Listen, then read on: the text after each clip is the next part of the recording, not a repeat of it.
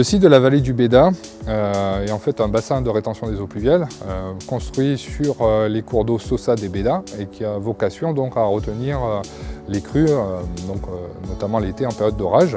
La particularité du bassin d'orage de la vallée du Béda, c'est d'être équipé d'un plan d'eau permanent, une vocation un peu secondaire au site du bassin d'orage, avec ce plan d'eau à vocation récréative et notamment tout ce qui est activité piscicole. Le but de la vidange, c'est de répondre d'abord à l'autorisation préfectorale qui a permis la réalisation de l'équipement. C'est aussi de répondre à l'envasement du plan d'eau, qui est à peu près de 35 cm au bout de 5 ans. La vidange dure un peu plus de 8 mois. La descente du niveau des eaux, c'est 3 semaines, mais la vidange est suivie d'une période d'assec de plusieurs mois avant de se terminer donc, par l'opération elle-même de curage, de retrait des sédiments qui sont régalés sur terrain agricole. Donc il faut attendre que les cultures soient moissonnées. Concrètement, le plan d'eau de 2 hectares est empoissonné. Et comme on vidange, comme on retire les eaux du plan d'eau, on est obligé de réaliser une pêche dite de sauvetage. Donc on récupère le poisson pour pouvoir le sauver, puisque les eaux de la lagune sont retirées. Tout simplement, nous, on a attendu déjà la fin de la saison de pêche pour ne pas pénaliser l'activité piscicole sur le plan d'eau. Et après, effectivement, par arrêté préfectoral, on a aussi l'obligation de réaliser la pêche avant le 1er décembre de l'année. Donc la pêche de sauvetage qui a été réalisée le 6 novembre a permis de réceptionner 1,6 tonne de poissons. Les poissons sont récupérés par un pêcheur professionnel et ont été réintroduits dans l'Allier au niveau de Cournon.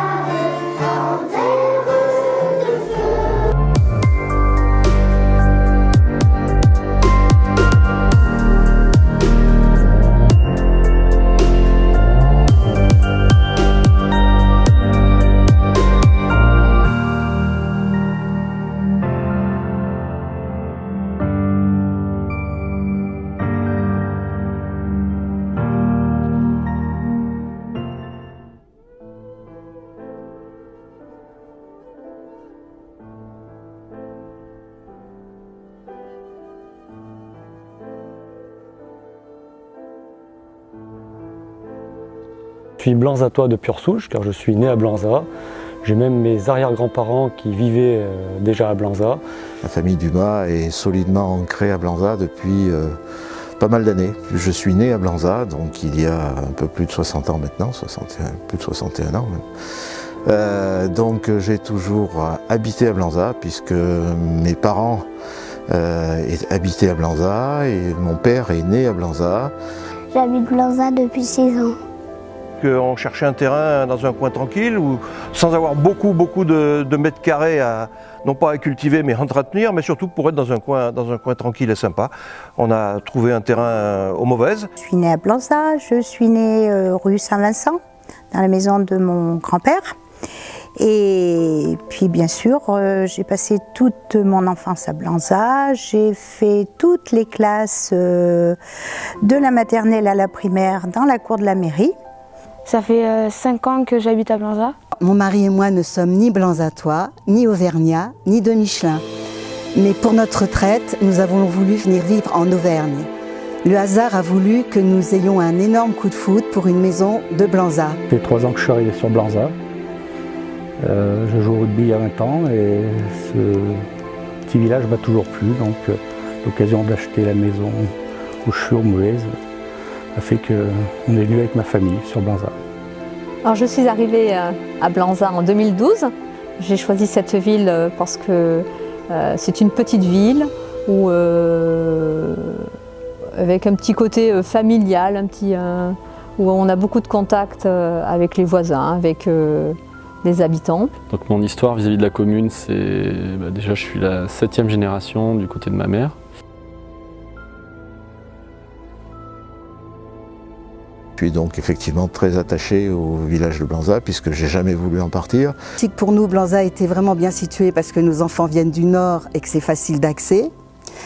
Et je voulais aussi remercier énormément les gens de Blanza qui nous ont accueillis d'une façon vraiment remarquable. À Blanza, j'aime bien aller à la médiathèque. Maintenant, avec mon installation, je me suis consacré exclusivement au vin. C'est un métier passion. Et donc derrière ça, le lien avec Blanza, c'est aussi partager, poursuivre cette culture de la vigne, puisqu'à Blanza, on estime en gros à 800 caves à peu près. À l'époque, on faisait encore les conscrits. Je devais être la dernière ou l'avant-dernière génération à organiser les conscrits. C'était une manifestation super sympathique où tous les jeunes de 18 ans, pendant une année, construisaient des événements pour justement rapporter un peu également de l'argent et faire soit un petit voyage, soit une belle fête en fin d'année. J'aime bien faire du football et rendre visite à mes amis en dehors de l'école.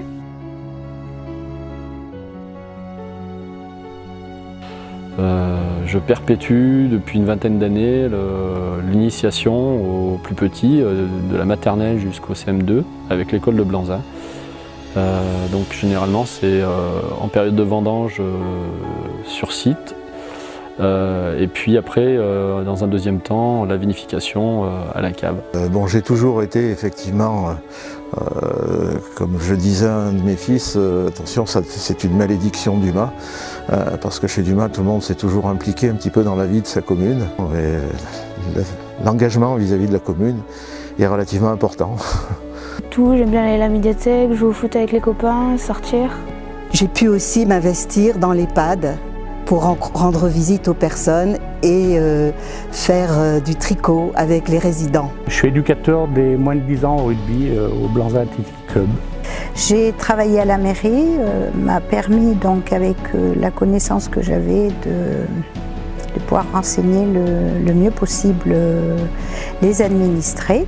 Alors j'ai participé à la vie associative de Blanzatoise durant une trentaine d'années par le biais du basket, le club de basket, parce que j'ai pratiqué le basket à partir de l'âge de 7 ans et jusqu'à l'âge de 37 ans. Donc tout d'abord bien sûr en tant que joueur et puis après aux environs des 20 ans, de mes 20 ans, j'ai pris en charge les équipes de jeunes et puis jusqu'aux équipes de seniors. On va organiser une rencontre handisport avec l'ASN, visiter la caserne des pompiers de Blanza et faire les bouchons du cœur. Ce qui me semble sympa de temps en temps, c'est quand même d'être présent dans sa commune, et c'est la raison pour laquelle on a essayé déjà plusieurs fois d'instaurer des séances de dédicaces sur des bouquins, en particulier des bouquins sur le rugby bien sûr, sur ce qui me tient à cœur, puisque j'ai pratiqué un petit peu dans le temps, j'ai même eu l'occasion de venir jouer plusieurs fois à Blanza, du temps où le terrain était un petit peu en pente, là-bas au pied de la côte.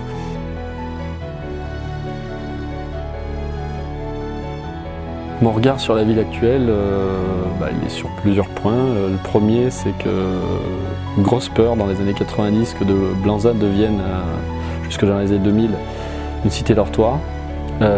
Finalement, plus de peur que de mal, puisqu'il y a eu de nouveaux arrivants. Et le gros avantage des nouveaux arrivants, c'est que paradoxalement, ils sont encore plus enclins à découvrir et à s'intéresser au patrimoine et à l'histoire de leur village d'adoption. C'est une bonne ville. Mon regard sur la ville actuelle, c'est que Blanza a bien évolué depuis ma naissance. D'un bourg campagnard où il y avait encore des agriculteurs et il y avait encore des vaches dans Blanza. Aujourd'hui c'est fini, on est une ville, on est une banlieue. Moi j'estime que la taille de Blanza arrive quasiment à son maximum. Après, c'est ma version des choses. La ville est belle, mais il manque des piscines. Bon, il y a eu beaucoup de changements.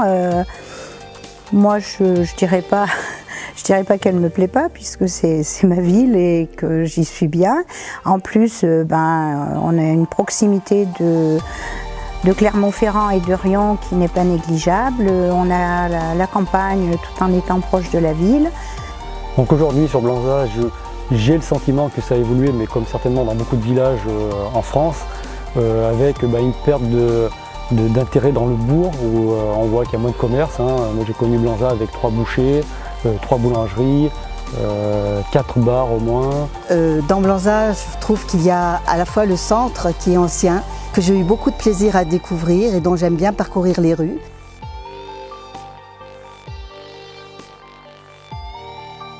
Durant les week-ends, à créer des manifestations dans le bourg et non pas à l'extérieur du bourg, quitte à ce que ça crée un peu de bruit, mais ça, je pense que chaque habitant doit être apte à le comprendre et l'accepter de façon à ce que les gens puissent se retrouver du plus jeune âge avec les enfants. J'aimerais avoir plus d'endroits de détente, parce que je marche beaucoup et c'est vrai que les petits coins de détente où on peut s'asseoir et se reposer ou discuter entre amis, il n'y en a pas beaucoup à part le parc Fonlec qui est très très agréable. Et il faut effectivement que tout le monde s'implique un petit peu plus ensemble pour améliorer certaines choses. Il faut être peut-être plus tolérant les uns envers les autres. Il faut que chacun y trouve son compte. Le terrain de foot de mon école est trop petit. Alors j'ai été très déçue que la Poste perde tant d'horaires. Il y a aussi, je me dis qu'il y a quand même pas mal de personnes âgées dans Blanza et que peut-être il manque d'épiceries plus proches ou certains commerces plus proches. Ça serait sympa si le village était disons, construit autour d'une place comme d'autres villages le sont, où il pourrait y avoir 2-3 bistrots encore, les jeux de boules, un peu de place pour les gamins et puis de la place pour un marché, un vrai petit marché. Voilà, c'est peut-être un petit peu ce qui manque, mais on sait très bien que ça n'incombe pas aux municipalités successives qui ont dû gérer les affaires de Blanza, quand on connaît en plus que les recettes du côté Blanza, qui sont quand même assez limitées. La Poste, qui a une mission également de service public, devrait élargir ses horaires d'ouverture, et notamment le samedi matin pour ceux qui travaillent la semaine jusqu'à 18 ou 19 heures.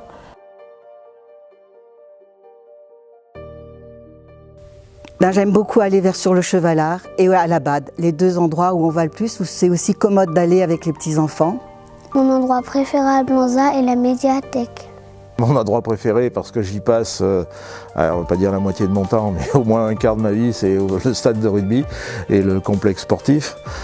Mon endroit préféré est le stade de foot de Blanza et la médiathèque. L'endroit préféré, il est sur au-dessus de l'ancienne décharge de Blanza. C'est un terrain communal que j'aimerais bien voir en vigne à des fins en fait pédagogiques pour les enfants des écoles. Ça leur ferait un terrain qui serait beaucoup plus accessible que ma vigne qui était vers l'hôpital Nord de Sébaza.